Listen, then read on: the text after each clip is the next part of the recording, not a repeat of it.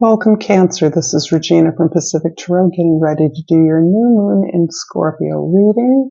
The new moon in Scorpio is on November 13th, and I've laid out the African Tarot. I'll clarify with the Crow Tarot and finish off with a couple of oracle cards.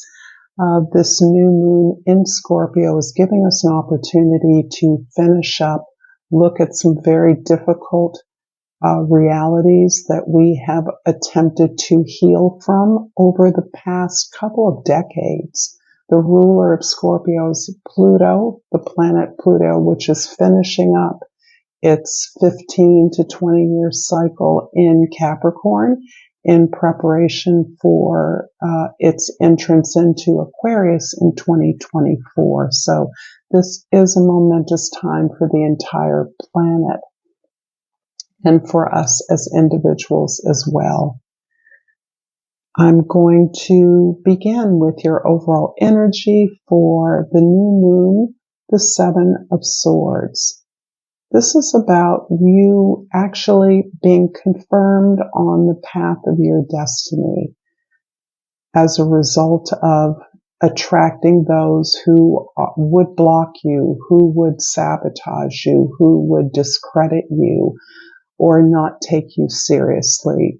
This may be your ongoing or your shifting response to those who have been doing this perhaps for a long time, particularly if this refers to family of origin dynamics, friends, or connections you've had for a long time that have always seen you in a certain very limited way and have buffeted your ideas, your attempts to be happy or to be victorious or successful in some way.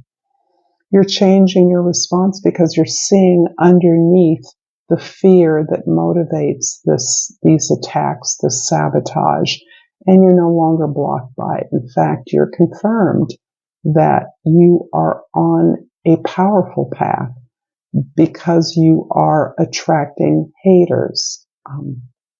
Put very bluntly, and that this you no longer let this in the way that it once absolutely damaged, even devastated you.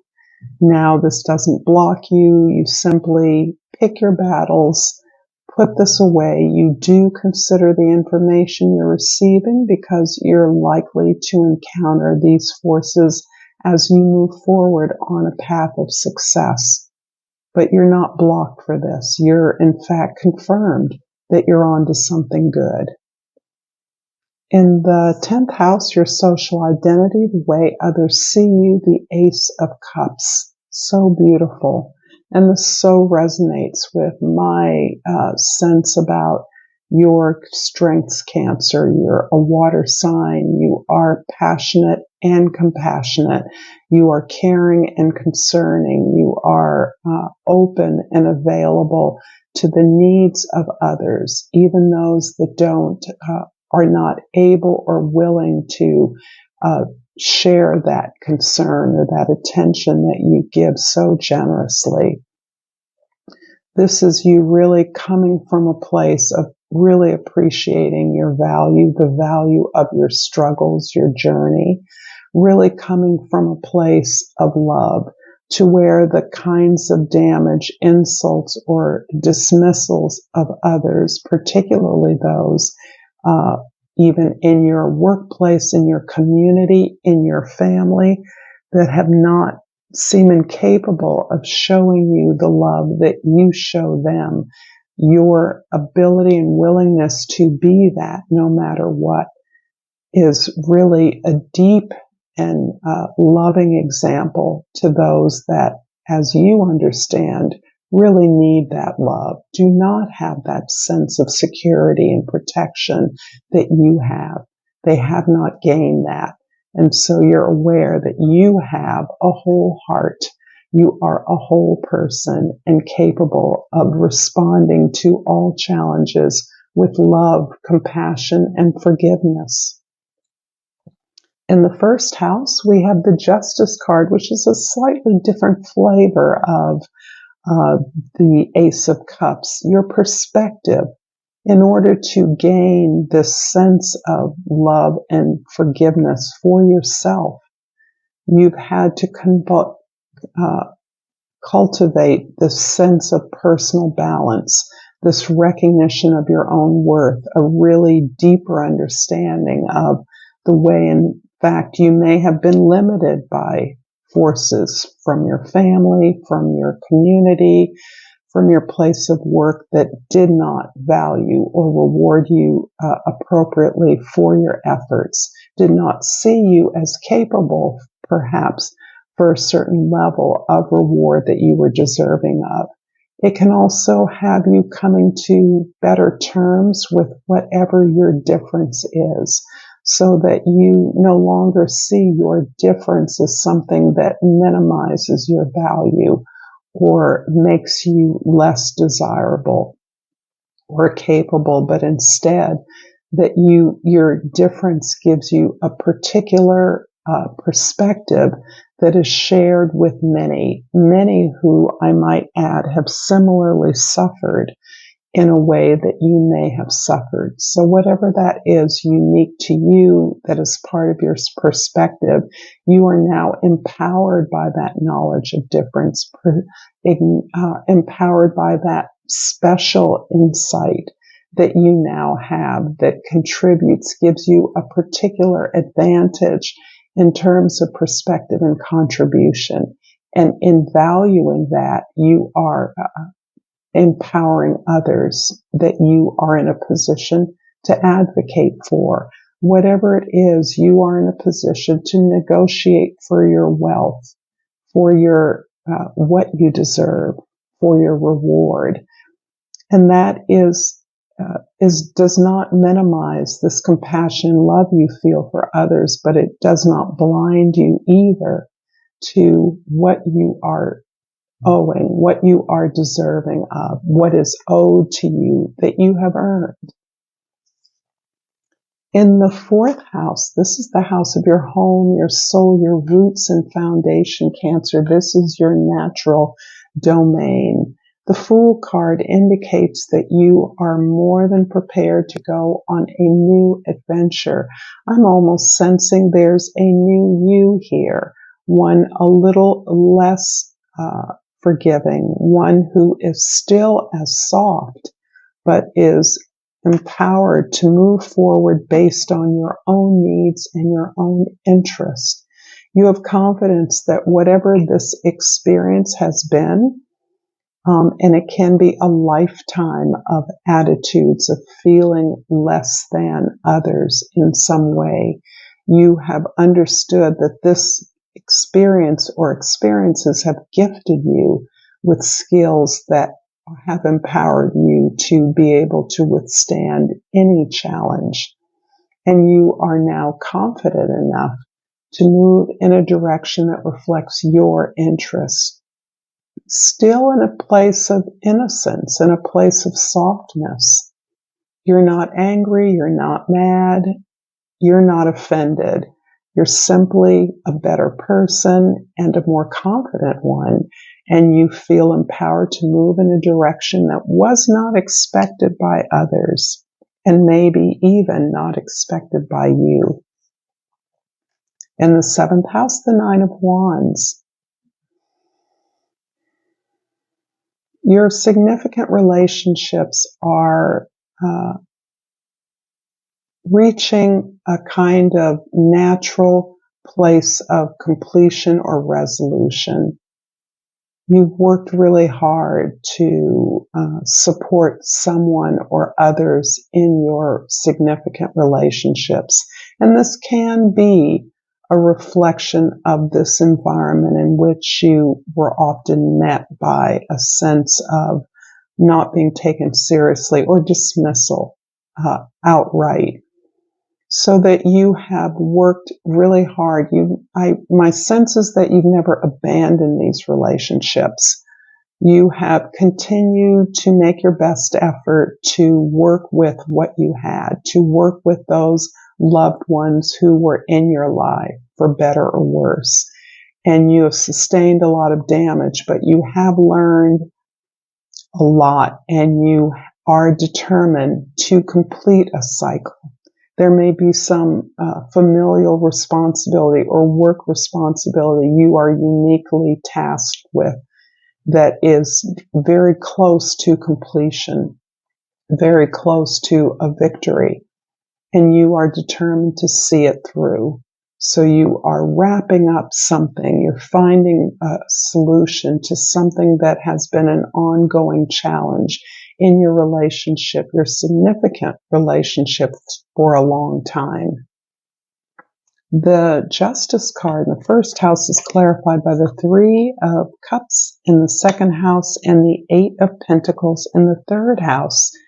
Indeed, you value and cultivate your intimate relationships. You value those with whom you can share, enjoy the vicissitudes of your experiences, and that means the entire range of emotions that have accompanied your disappointments as well as your victories. It is the intimacy itself that you're in a position to celebrate. You really value the experience of having those intimate and deep connections, and that is, at this time, the resource you value more than any, and that is perhaps helping you to resolve, to transition through this change that you're experiencing, the solution that you may be experiencing in your significant relationships. You're also not abandoning yourself or the work that lies ahead of you. And this is interesting because you are doing all you can to prepare yourself for whatever opportunities of success that you're pursuing.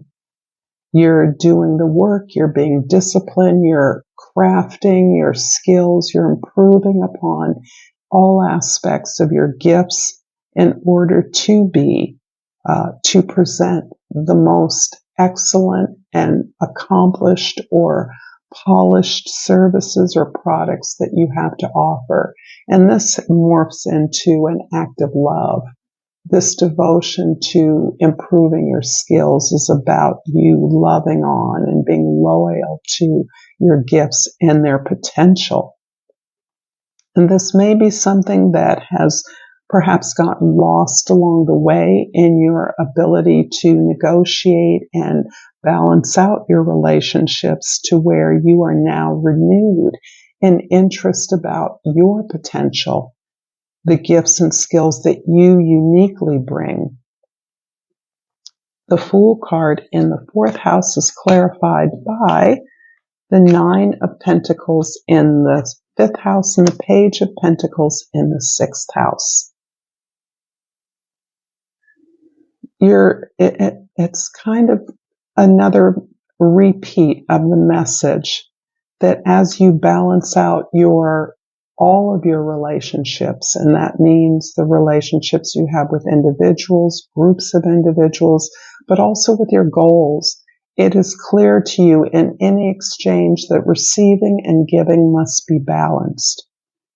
You're stepping back from this role of caretaker, and you're really asserting your own desire to grow in your own potential, to do things differently, and that you have the skills, the experience, and the knowledge to do things along a path that really elevates your opportunities for success.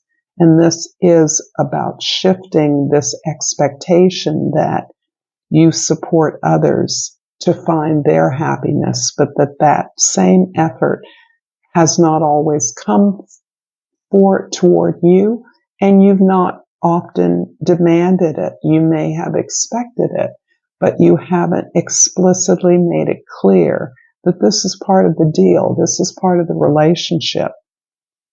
I see you advocating for yourself in this new way and seeking better balance and seeking reward or compensation for work you've already done. And moving forward, you expect. And this is such a big change.